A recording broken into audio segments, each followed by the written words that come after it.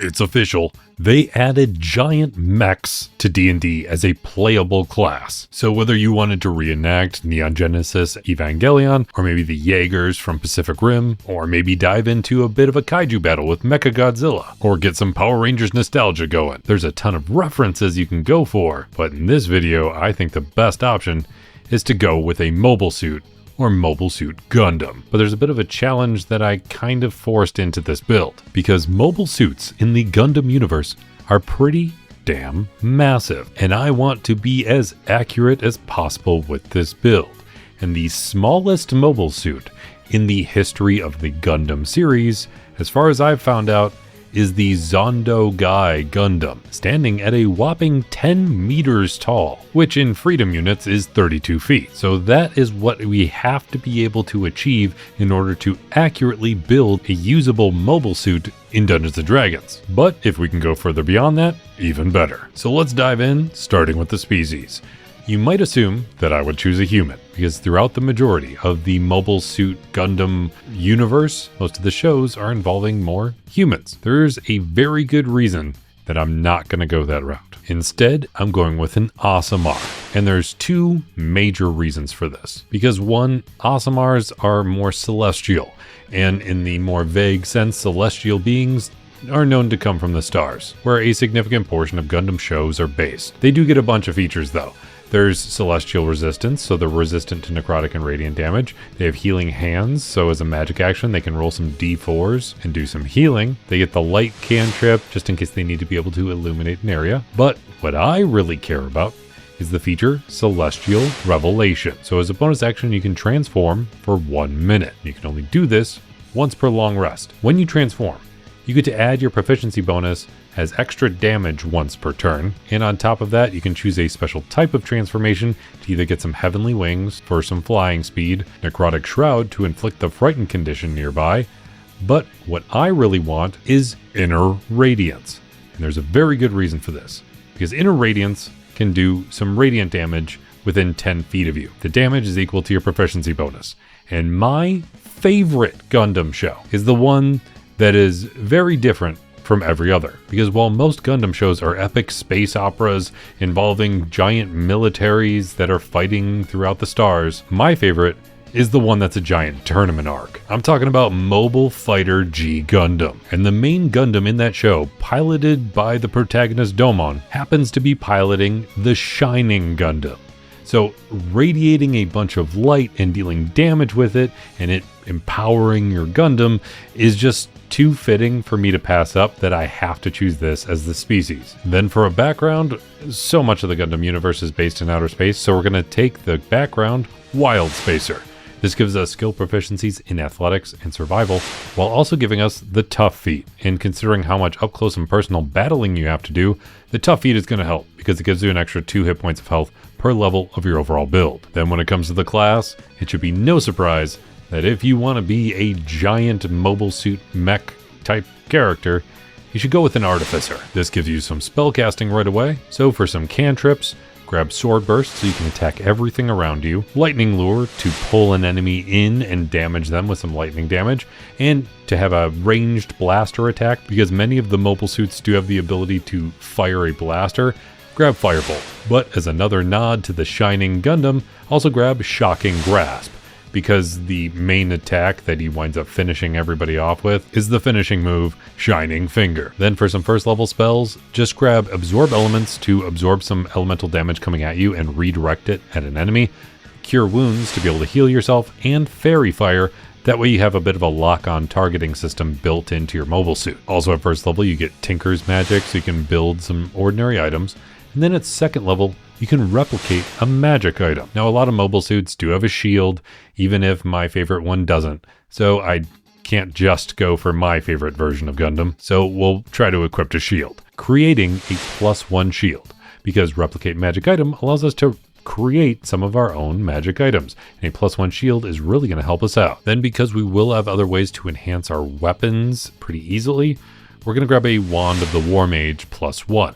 This will enhance our attack rolls with our spells by a bonus +1, while also ignoring some cover. Then at 3rd level of Artificer, we get to choose an Artificer subclass. And of course, we're going with the Armorer. This gives you proficiency with heavy armor, which we desperately needed. It also gives us proficiency with Smith's tools, and we can craft magical armor in half the amount of time that anybody else would need. We get some great spells automatically added to our spell list and automatically prepared with Magic Missile, so you can launch off a barrage of missiles at your enemies, Thunder Wave to blast your enemies away, and then you get some other stuff once we get to a slightly higher level in Artificer. But most importantly, thanks to being an armorer, you get Arcane Armor. And when you wear Arcane Armor, it doesn't have any strength requirements, which is going to be very helpful. So you can now wear heavy armor without worrying about having enough strength to carry it. You can don and doff the armor just by using the Utilize action, and your armor is automatically your spell casting focus as long as you want it to. But you also get to choose an armor model. You can change this armor model whenever you finish a short or long rest, but if you want to be in a mobile suit,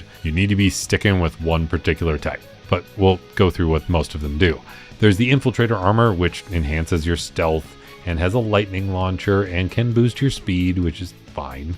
There's the Guardian armor, which is a bit more defensive, but what we need is the Dreadnought armor. This was added in the more recent update to the Artificer. It gives you a weapon called the Force Demolisher. It's viewed as an arcane wrecking ball or a sledgehammer that's projected from your armor, but if you want this to be just a glowy sword like what pops up in most of the Gundam shows, you can do that too. It counts as a simple melee weapon, but it also happens to have the reach property. So that means your reach with the weapon happens to be 5 feet further than any other normal weapon. It deals 1d10 force damage on a hit, and you can use your intelligence for your attack and damage rolls. And if you hit a creature that is at least one size smaller than you with the Demolisher, you can push that creature 10 feet straight away or pull it 10 feet closer. And it's going to be a bit easier for those creatures to be smaller than you, because you get the most important thing for us to get to that goal of being at least 32 feet tall with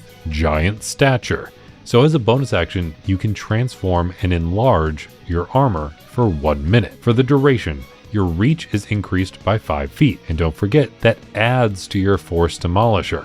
So you now have at least 10 feet further reach than most normal weapons. And if you are smaller than large, you become large when you activate this giant stature. But if there isn't enough room, your size doesn't change. However, you can use this bonus action a number of times equal to your intelligence modifier, regaining all uses when you finish a long rest. And it's probably important to reference how big certain things are. So as a medium-sized creature, as an Aasimar, this would be similar to any other normal humanoid. However, getting to a large size means that you're about the size of a hippogriff or an ogre. You take up 10 by 10 feet on a battle map, but you can be taller than that. That's just the amount of width that you take up. But don't worry, we'll get a bit bigger soon. Then at 4th level of Artificer, we get to choose an ability score improvement. So here are our starting ability scores, obviously weighing heavily on the intelligence.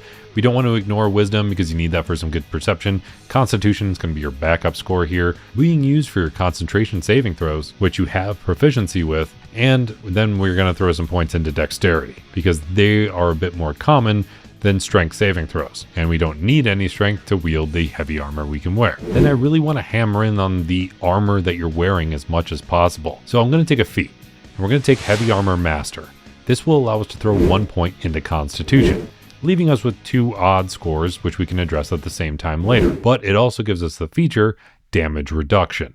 So when you're hit by an attack while you're wearing heavy armor, any bludgeoning, piercing, and slashing damage dealt to you by that attack is reduced by an amount equal to your proficiency bonus. And having this feat early on means that most of the time, you're going to take 0 damage unless it's magical. Then at 5th level of Artificer, you get extra attack. So now you can attack twice instead of once whenever you take the attack action, which you're just going to be doing lots of smashing with that Force Demolisher. You also get access to 2nd level spells at this point. So we're going to grab Magic Weapon. This can allow you to turn any non-magical weapon into a magical one, giving it a +1 bonus, which you can use on yourself for now, but you won't need it later. So instead you can use it on somebody else if you need to, giving any weapon a +1 bonus to attack and damage rolls. But if you upcast this, it can get up to a +2 with a 3rd through 5th level spell slot. Unfortunately, as an Artificer, you don't get higher than that. Then if you're coming up against any other Gundams or mobile suits that you want to be fighting, it's going to be very handy to have the spell Heat Metal. This will allow you to heat up any metal that somebody is wearing or holding. And if they're wearing it, they're automatically going to take 2d8 fire damage and have disadvantage on all of their attack rolls. And you can activate that fire damage every bonus action. All you got to do is keep concentrating on it. It's just some guaranteed damage if you want. Then, because we're in outer space so much, we'll grab the spell Air Bubble, so that way you can survive in case you do wind up getting launched out of your Gundam. But the most important spell that we definitely need more than anything else is the spell Enlarge Reduce. You can use this on somebody if you want to try and shrink them down, and they will deal a little less damage, but we want to use it for the Enlarge feature. So when you cast this on possibly yourself, you automatically increase by 1 size. You get advantage on strength checks and strength saving throws, and you can add 1d4 to any weapon damage you're dealing. But the most important part of that is the increase in size. Now you just have to make sure you activate your giant stature first. That'll transform you from medium to large. Then you activate your Enlarge Reduce spell, enlarging yourself and turning you huge. This puts you on par with fire giants and treants, taking up a 15 by 15 space on a battle map. But I looked it up, and fire giants are pretty tall, but treants are 30 feet tall, literally 9.1 meters. They are so close to being the same size as one of the smallest Gundams, which is 32 feet. They're literally off by 2 feet. I mean, if you want, you could probably throw something on top of your head and still make it count, but that feels a little cheap here, so we're going to keep going. And thanks to the armor spells, you also get Mirror Image to just add to your defense, and Shatter for a bit of AoE damage. Then at 6th level of Artificer, you can create some more magical items. So now you can boost your armor with just a +1 to your armor. Stack that with your +1 shield, and you now have 22 armor class by default. But I would actually swap out your +1 shield for a repulsion shield. It also is a +1 shield. It just happens to have an extra feature of being able to push enemies away. Then if you need something extra, you can also grab a spell refueling ring to just make sure you have a couple extra spell slots when you need to. Then at the 7th level of Artificer, you get Flash of Genius.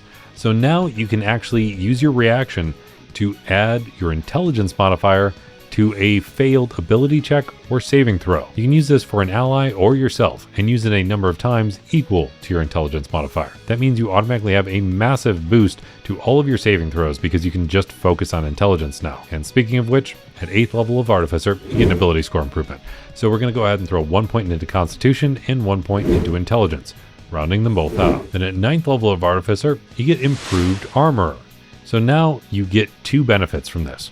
First, you get a +1 bonus to your attack and damage rolls made with the special weapon of your arcane armor. So you just have a default +1. You don't need that magic weapon spell anymore if you don't want to. This feature is called Improved Arsenal. I just like the name. But you also get armor replication. So you get to learn an additional plan for your replicate magic item feature, but it must be from the armor category. And you can create that item on top of everything else, so it doesn't take away from the maximum amount of items you can create at one time, because that is a limitation of being an Artificer. So we can just take the +1 armor that we had before and throw it over here, freeing us up for anything else. And also at 9th level, you get access to 3rd level spells. Thanks to being an Artificer, you get Hypnotic Pattern, which is a highly underutilized spell. It is so darn good because it can really just change the tide of a battle, taking out an entire group of enemies and making them immobile. But you also get Lightning Bolt, as if you want to just let out a massive blast in a single direction. Then you should probably grab some rocket boots with Asherdal and Stride, boosting up your speed and dealing fire damage to anything you run past. Revivify, just in case you need some plot armor and need to save somebody all of a sudden, bringing them back to life. Then you can also grab Haste, which would be pretty helpful, doubling your speed, giving you advantage on dex saves, boosting up your armor class by another +2, and just in case you wanted more armor class than you already have, which is ridiculous. And of course, most mobile suits can fly, so you want the spell Fly. Only downside with the Fly spell is that it requires concentration, but we will deal with that a bit later. And you only really need that in case you're out of your transformation from being an Aasimar. Then at 10th level of Artificer, you get Magic Item Adept. So you can now attune to up to 4 magic items at a time. Also at 10th level, you get access to more magic items. So swap out that repulsion shield for a +2 shield. It's just generally a bit more useful, giving you a full +2 to your armor class on top of all the other stuff. Then also swap out your Wand of the War Mage +1 for a Wand of the War Mage +2, just further enhancing your spell attack rolls. There's some other great options with Armors of Resistance or Rings of Feather Falling or Rings of Jumping and Mind Shielding and whatever, but I like the basics. Then at 11th level of Artificer, you get a Spell Storing item. This is one of the most powerful abilities that Artificers have. So whenever you finish a long rest, you can touch a simple or martial weapon or one random item that you can use as a spellcasting focus. Then you can store a spell inside of it. You get to choose a 1st, 2nd, or 3rd level Artificer spell that has a casting time of an action, and it doesn't require material components that would be consumed by the spell. While holding the object, any creature can take a magic action and produce the spell's effects from it using your spellcasting ability modifier. And they can do this a number of times equal to twice your intelligence modifier.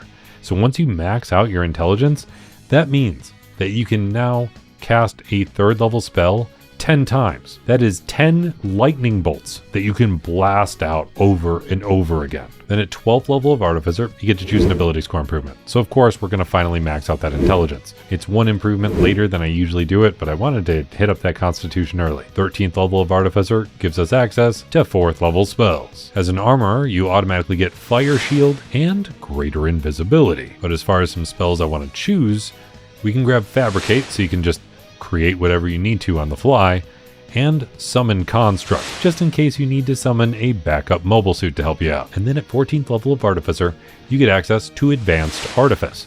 So you can attune to up to 5 magic items at a time, and your Flash of Genius feature can now regain 1 expended use on a short rest. And then also at 14th level, you get access to more magic items. So we can swap out that basic +1 armor for some +2 armor. You also want to get a bit more armor class because you're in a frickin' mobile suit, and grab the Ring of Protection. This gives you a +1 bonus to your armor class and any saving throws. But at this point of replicating magic items, you can also replicate any rare, wondrous item that isn't cursed or something. So there's one magic item I would have to grab.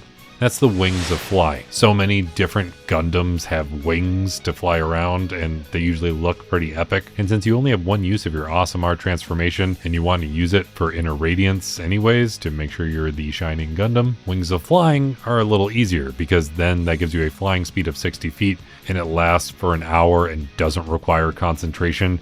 And not requiring concentration is even more important because now you can fly while also concentrating on Enlarge Reduce, making sure you have the incredible size of a mobile suit. So it's one magic item I would not be able to avoid. But the big thing I've been waiting for is the 15th level feature from being an armorer, Perfected Armor. So this boosts every type of armor that you get. Like infiltrators get a boost to their lightning damage that they can shoot out and gain some additional movement buffs. Guardian armor can do a bit more thunder damage and have more defensive options. But the Dreadnought armor gets to boost their force demolisher damage to 2d6. And when you activate your giant stature, your reach is now increased by 10 feet, meaning that with the basic weapon that you already have, your total extra reach is 15 feet beyond most normal weapons. But on top of that, your size increase doesn't just go to large, it can also go to huge. It's your choice. And on top of everything else, you get advantage on strength checks and strength saving throws.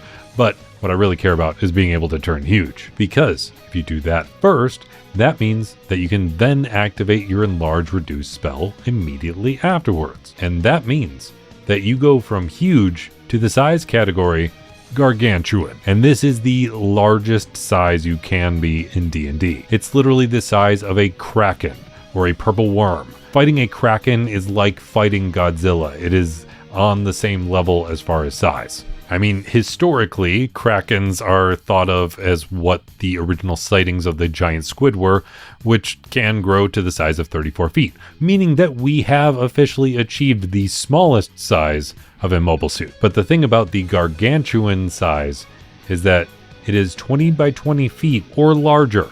It just encapsulates any size beyond huge, meaning that you have an infinite amount of size that you can deal with here. So if you want to be that tiny little mobile suit, you can. If you want to be the shining Gundam and let out some epic shining finger attacks, you can do that. Or you can get as Big Zam if you want to. There's no real restriction anymore, meaning that you finally feel like a true mobile suit pilot, or just fully encompassing a Gundam build. Then at 16th level of Artificer, you get another ability score improvement. So we're going to throw 2 points into Constitution. Then at 17th level of Artificer, you get access to 5th level spells. By being an Armorer, you get access to Pass Wall, so you can just walk right through any wall that you need to, or Wall of Force to block a whole bunch of damage. But as far as spells you can choose, I would grab Animate Objects. That way you can essentially launch out a bunch of missiles if you want to, all simultaneously, because Animate Objects allows you to animate a bunch of objects simultaneously, launching them out and attacking your enemies. But I would also grab one other one just for one final nod to Shining Finger with Big B's hand. You can literally just have a giant hand that comes out and crushes the enemy mobile suit's head. Then at 18th level of Artificer, you get access to Magic Item Master, allowing you to attune to up to 6 magic items at a time, while everybody else is still stuck with just 3. Then at 19th level of Artificer, you get to choose an epic boon, and I really would love to choose the boon of Exquisite Radiance for more Shining Gundam stuff, but it focuses very heavily on radiant damage, and you don't do a ton of that. But I also can't think of too many other really good boons that would be fitting for most other mobile suits. Granted, if you want one of the more evil style mobile suits, you can have like a boon of terror, but I really like leaning into the Shining Gundam. And there is a great boon that not only leans into that, but also is able to enhance a giant army if you need to. Because I know not every Gundam show is just a giant tournament arc. A lot of them you're fighting alongside a massive army. And there's a boon of the Bright Sun that is able to do both of these. So as a bonus action, you can activate Daylight Presence. This makes you radiate a 30-foot emanation of bright light that is as bright as sunlight. And it can even dispel the darkness spell. And most importantly, it has a feature called Fortifying Light.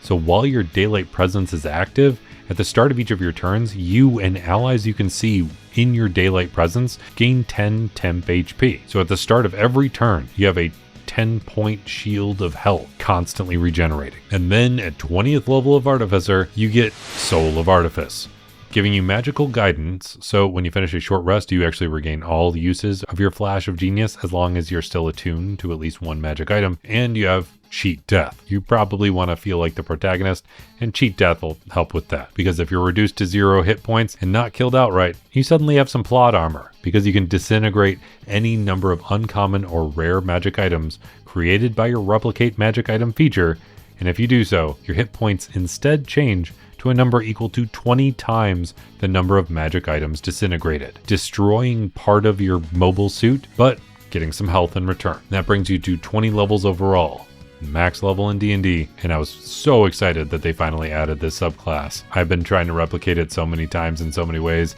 so it's great to be able to do it in such a straightforward way. If you want access to a character sheet for this build or any of my other builds, feel free to check out my Patreon, linked in the comments and description down below. But if you made it all the way to the end of this video, let me know by hitting that like button, and I'll be here hoping you roll at least 3 nat 20s in your next D&D session, especially if you want to destroy your enemies in D&D by unleashing a shining finger and playing as a Gundam in D&D.